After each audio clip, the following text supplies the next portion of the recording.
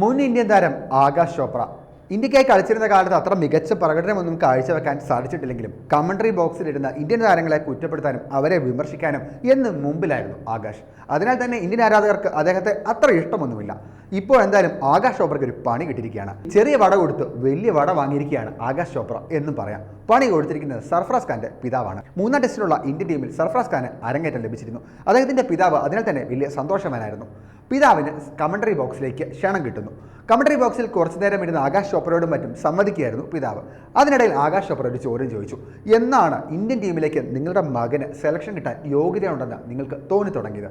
അതിന് പിതാവ് കൊടുത്ത മറുപടി ഇങ്ങനെയാണ്: ആകാശിനെ പോലെ ഒരാൾ കളിച്ച ടീമാണ് ഇന്ത്യൻ ടീം. അപ്പോൾ എനിക്ക് മനസ്സിലായി എൻ്റെ മകന് ഒരുപാട് കഴിവുണ്ട്, അവനും ഇന്ത്യൻ ടീമിൽ ഇടം കിട്ടുമെന്ന്. ചെറിയൊരു ഡയലോഗ് കൊണ്ട് തന്നെ ആകാശ് ചോപ്രയുടെ വായടപ്പിച്ചിരിക്കുകയാണ് സർഫറാസ് ഖാന്റെ പിതാവ്. എന്തായാലും രോഹിത് ശർമ്മയും ജഡേജയും ഒക്കെ ക്രീസിൽ തകർത്ത് കളിക്കുന്നതിനാൽ സർഫറാസ് ഖാൻ ഇതുവരെ ക്രീസിലേക്ക് ഇറങ്ങേണ്ട വന്നിട്ടില്ല.